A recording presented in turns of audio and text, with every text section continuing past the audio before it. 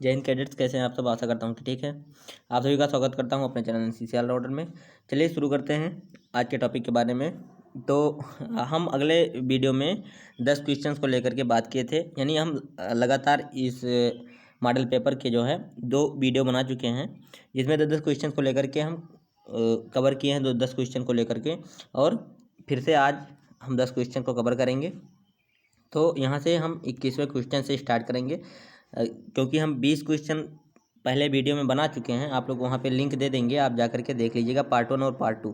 तो चलिए शुरू करते हैं। आप लोग एक रफ कॉपी पेन खुद भी लेकर के बैठ जाइए, जिसमें कि इस जो इम्पोर्टेंट क्वेश्चन हैं आप लोग नोट करिएगा और उसको याद करिएगा, ठीक है। तो चलिए यहाँ पे शुरू करते हैं। यहाँ पे आपका 21वां क्वेश्चन क्या कह रहा है, आप लोग यहाँ पे देख सकते हैं कि एक नेता कौन होता है। अब एक नेता कौन होता है, यहाँ पे डिफिनीशन लिखा हुआ है। एक नेता वह व्यक्ति होता है जो लक्ष्य की प्राप्ति के लिए अन्य लोगों और संसाधनों को प्रभावित कर सकता है, मतलब उसे बदल सकता है, ठीक है।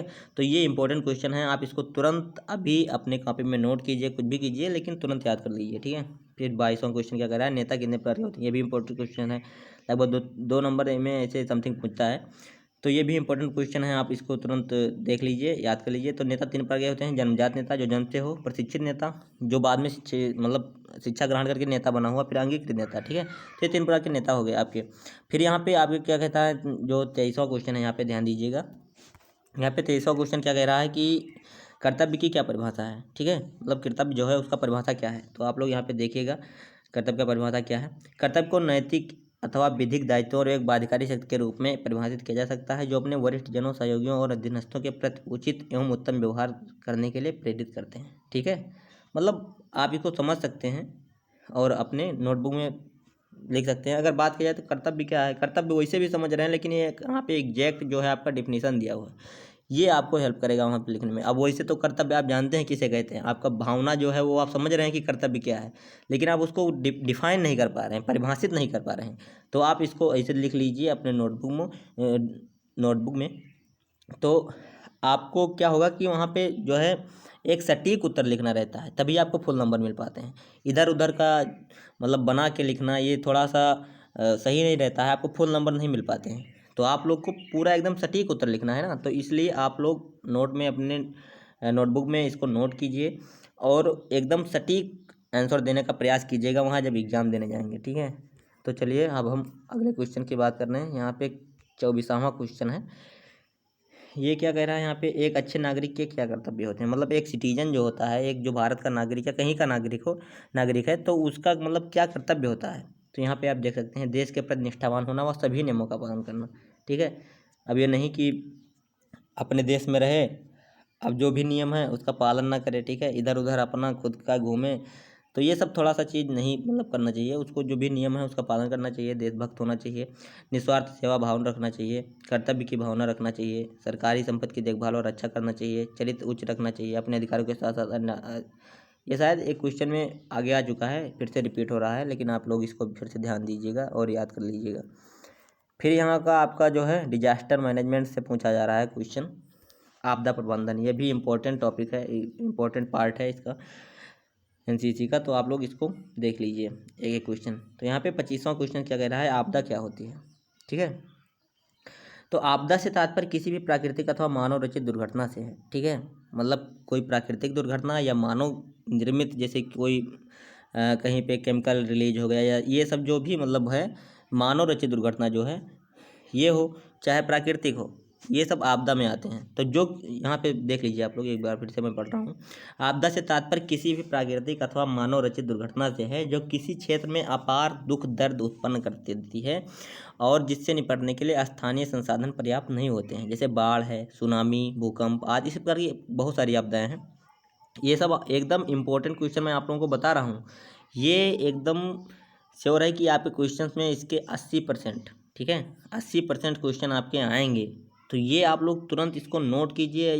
यही सब क्वेश्चन बार बार रिपीट होते हैं, तो ये बहुत इंपॉर्टेंट है। आप इसको अन्यथा मत लीजिए, इसको तुरंत याद कर लीजिए कैसे भी करके, क्या थोड़ा सा टाइम दे करके। इसीलिए मैं 10-10 क्वेश्चन बनाता हूँ, 10-10 क्वेश्चन को लेकर ही चलता हूँ कि आप लोग बोर ना हो, ठीक है, और इसको तुरंत याद कर लें या समझ जाएं। तो ये आप थोड़ा सा मेहनत करके तुरंत इसको कंप्लीट कर लीजिए, क्योंकि यही सब ज़्यादा क्वेश्चंस आएंगे कहीं पर भी, चाहे आपका कोई टेस्ट होगा बटालियन में या कहीं पर आपको बी सर्टिफिकेट का एग्ज़ाम देना होगा या सी सर्टिफिकेट का। तो ये सब क्वेश्चन बार बार रिपीट होते हैं, ये आप लोग इसको तुरंत याद कर लीजिए। बस मैं अब आगे चलता हूँ, नहीं तो इस टाइम वेस्ट हो जाएगा। तो आपका यहाँ पे जो है 26वां क्वेश्चन इसी से है, डिजास्टर मैनेजमेंट से। ये क्या कह रहा है यहाँ पे देख लीजिए। ये कह रहा है प्राकृतिक आपदाओं के विषय में संक्षेप में लिखिए। ठीक है, मतलब थोड़ा संक्षेप में लिखना है, तो इस प्रकार से आपको लिखना रहेगा। अगर इस प्रकार का क्वेश्चन पूछेगा संक्षेप में लिखने के लिए, तो प्राकृतिक आपदाएं प्राय 3 प्रकार की होती हैं। मतलब 3 प्रकार की जो होती हैं मेनली, वो 3 प्रकार की होती हैं: वायु संबंधी, जल संबंधी, भूमि संबंधी। तो अब वायु संबंधी में तूफान, चक्रवात, बवंडर आदि हो गया। फिर जल संबंधी बाढ़ हो गया, अकाल हो गया। अकाल का मतलब जब सूखा पड़ जाता है, तो ये सब जल संबंधी है। बादल फटना, भारी बारिश, जैसे बादल फट गया था केदारनाथ में, तो भारी बारिश, सुनामी आदि, तो ये सब चीज़ें हैं। भूमि संबंधी हो गया आपका भूकंप, हिमस्खलन, भूस्खलन, ज्वालामुखी फटना। ठीक है, तो ये सब चीज़ें हो गया आपका। फिर उसके बाद में यहाँ पे दिया हुआ है, ये सब डिजास्टर मैनेजमेंट के ही क्वेश्चन हैं। यहाँ पे 27वां क्वेश्चन आपका क्या कह रहा है? 27वां क्वेश्चन क्या कह रहा है आपका कि मानव रचित आपदाओं के विषय में संक्षेप में लिखिए। ठीक है, तो अब चलिए यहाँ पे एक एक करके देख लेते हैं। यहाँ पे थोड़ा ये लॉन्ग क्वेश्चन है। विभिन्न प्रकार की मानव रचित आपदाएं निम्नलिखित हैं। तो पहला मानव निर्मित मतलब या मानव रचित, ठीक है, दुर्घटना कौन है? यातायात दुर्घटना, जैसे जो सड़क से होती है। ठीक है, तो ये यातायात दुर्घटना है, और इसको रचा किसने? मानव रचित। तो ये सब मतलब जो मानव द्वारा रचित है और उससे कोई दुर्घटना होती है, तो मानव रचित आपदाएं हो जाएंगी वो। और प्रकृति के द्वारा हुआ, जैसे बाढ़ और सुनामी, ज्वालामुखी फटना, तो ये सब प्रकृति के द्वारा होता है, तो ये सब प्राकृतिक आपदाएं हो गई। और जो मानव के द्वारा रचित आपदाएं हैं, मतलब मानव निर्मित कोई वस्तु है, उससे दुर्घटना होती है, तो वो मानव रचित हो जाएंगी। ये आप लोग एकदम समझ जाइएगा, तो खुद माइंड से आप लिख सकते हैं वहाँ पे। तो यातायात दुर्घटनाएं यहाँ पे देख लीजिए: सड़क, रेल, वायुयान, ठीक है, जलयान, भवन, और बहुत सारी हैं। ये आप लोग एक एक करके नोट कर लीजिए, इसे स्क्रीनशॉट ले लीजिए, कुछ भी करिए, उसको अपने नोटबुक में इसको नोट कर लीजिए। फिर आग लगना है: भवनों, उद्योगों, झुग्गी बस्तियों, कोयला खानों और तेल के कुओं आदि में आग लगना। ठीक है, वनों की आग लग जाती है। वनों में अधिकतर आग मानवीय कारणों से ही लगती है और व्यापक हानि करती है। ठीक है, मतलब कोई सिगरेट पी रहा है, जंगल में फेंक दिया, तो क्या होता है कि वहाँ पे तो वो वहाँ से चले गए, लेकिन वहाँ जो पत्तियाँ होती हैं, इसे इन्हीं सब कारणों की वजह से, मतलब उसके जिम्मेदार ज़्यादातर मानव ही होते हैं। उन्हीं कारणों से, या कोई मानव ही होता है जिनके वजह से उसमें वन में आग लगती है। तो अब यहाँ पे चौथा हो गया, पांचवा भी है, मतलब कई सारे यहाँ पे दिए हुए हैं: संदूषण, विषाक्तता, ठीक है, आतंकवादी। इसमें से अगर आप वहाँ पे भूल भी जाते हैं, अगर पूरा कंप्लीट करेंगे, एक दो भूल भी जाएंगे तो कोई दिक्कत नहीं है, लेकिन आप इसको कंप्लीट पूरा लिखिएगा। संदूषण, विषाक्तता, भोजन जल, अवैध शराब का संदूषण तथा महामारियाँ आदि। ठीक है, फिर आतंकवादी गतिविधियाँ, जैसे बम विस्फोट और सामूहिक हत्याएं जो होती हैं, ये सब मानव रचित ही तो हैं। फिर पारिस्थितिक संबंधी देख लीजिए: प्रदूषण, वायु, जल, ध्वनि, मृदा, ये सब मानव द्वारा ही होता है ना। अब फैक्ट्री से जो कचरा निकलता है, वो क्या प्रकृति फैलाने आती है? यहाँ पर ही सब लोग मतलब करते हैं। तो मृदा क्षरण एवं जैव विविधता का ह्रास, समुद्र का जलस्तर बढ़ना, विषैला कचरा और परमाणु दुर्घटना, ये सब जितना सब दिया हुआ है, ये सब पूरा ये, ठीक है, तो ये सब यहीं से आता है। फिर युद्ध संबंधी यहाँ पे देख लीजिए। युद्ध संबंधी क्या है? युद्ध संबंधी भी जो है पारंपरिक रासायनिक परमाणु युद्ध, जो परमाणु युद्ध होता है, जो नागासाकी हिरोशिमा पे गिरा था, तो वहाँ पे आज भी इफेक्ट उसका देखने को मिलता है। तो ये सब मतलब मानव रचित आपदाएं होती हैं। यहाँ पे फिर 28वां क्वेश्चन क्या कह रहा है? समाज सेवा के विभिन्न प्रकारों को बताइए। ये विभिन्न प्रकार, मतलब समाज सेवा कैसे कैसे किया जाता है। आप लोग वीडियो स्किप मत कीजिएगा, पूरा देख के तभी जाइएगा, क्योंकि बहुत हेल्पफुल वीडियो है। और इस पर अगर आप स्किप कर दे रहे हैं कहीं बीच में, तो आपको पूरी बात समझ में नहीं आएगी। ठीक है, तो इसको आप पूरा देखिएगा। यहाँ पे क्या कह रहा है? समाज सेवा देख लीजिए कितने प्रकार से है: शिक्षा का प्रचार प्रसार, परिवार कल्याण, चिकित्सा सहायता, परिवार नियोजन एवं पोषण, जल व रसोई के ईंधन, सड़कों, विद्युत एवं स्वच्छता की व्यवस्था, वृद्धावस्था सहायता के उपाय, ये सब मतलब समाज सेवा है। ठीक है, रोजगार में सहायता, तो ये सब आपका आता है। यहाँ पे और एक दो बचा हुआ है, देख लेते हैं। फिर सामाजिक सहायता, सुरक्षा, देखभाल एवं संरक्षण प्रदान करना, ये हो गया।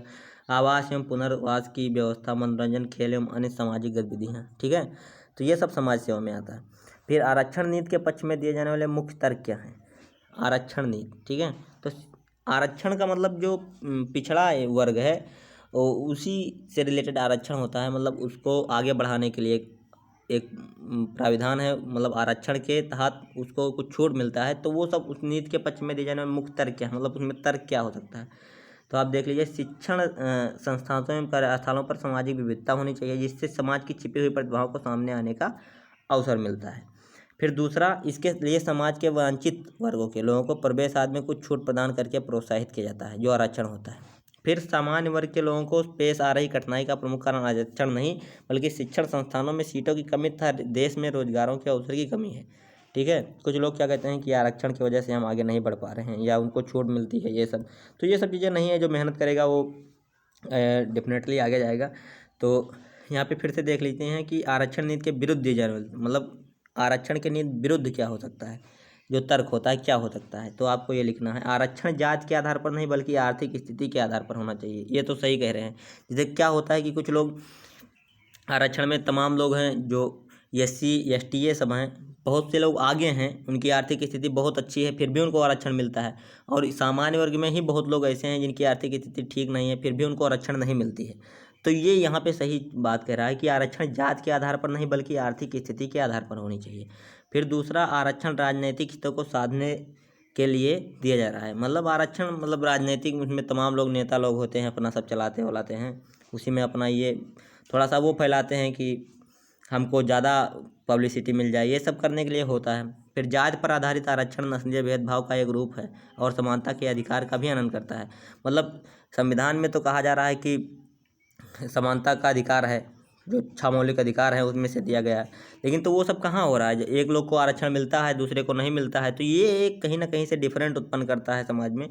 तो ये सब चीज़ें हैं। चौथा जो है, जाति पर आधारित आरक्षण से प्रतिभाओं को निरुत्साहित किया जा रहा है। मतलब अब आप कहीं पर आपका सिलेक्शन हो जा रहा है, आप 60 नंबर पाए हैं और सामने वाला बंदा 80 नंबर पा करके वो नहीं हो रहा है, तो उसका उत्साह क्या होगा, कम होगा। तो यही सब चीज़ें यहाँ पर लिखी हैं, बहुत अच्छी चीज़ें हैं। आरक्षण नीति द्वारा जाति प्रथा को बढ़ावा दिया जा रहा है। आरक्षण नीति द्वारा जाति प्रथा को, मतलब उसमें जातिवाद हो जाता है कि आप तो भाई आरक्षण पा गए, मतलब उसमें फिर जातिवाद की वो आ जाती है। तो चलिए अब यहाँ पे ख़त्म करते हैं, क्योंकि 20वें क्वेश्चन से स्टार्ट किए थे हम, फिर यहाँ 30वें क्वेश्चन तक आ गए। अब फिर मिलेंगे अगली वीडियो में 10 क्वेश्चंस को लेकर के। अगर आप लोग को ये वीडियो अच्छा लग रहा हो या थोड़ा बहुत हम जो इसमें कमियां हैं उसको दूर करने का प्रयास कर रहे हैं, लेकिन फिर भी आप लोग अगर इस चैनल पे बने रहेंगे तो आप लोगों का फ़ायदा ही होगा, क्योंकि तमाम स्टडी मटेरियल हम आपको प्रोवाइड करवाएंगे। तो अगर आपको वीडियो अच्छी लगी हो तो प्लीज़ एक लाइक कर दीजिए, जिससे कि हमको तमाम मोटिवेशन मिलती रहे अगली वीडियो बनाने के लिए। अगर चैनल पसंद हो तो सब्सक्राइब कर दीजिए, बेल आइकन दबा दीजिए, जिससे कि मैं कोई भी वीडियो बनाऊँ तो आप लोगों तक पहुँच जाए। तो मिलते हैं और अगले ऐसे नेक्स्ट वीडियो में, तब तक के लिए जय हिंद, वंदे मातरम।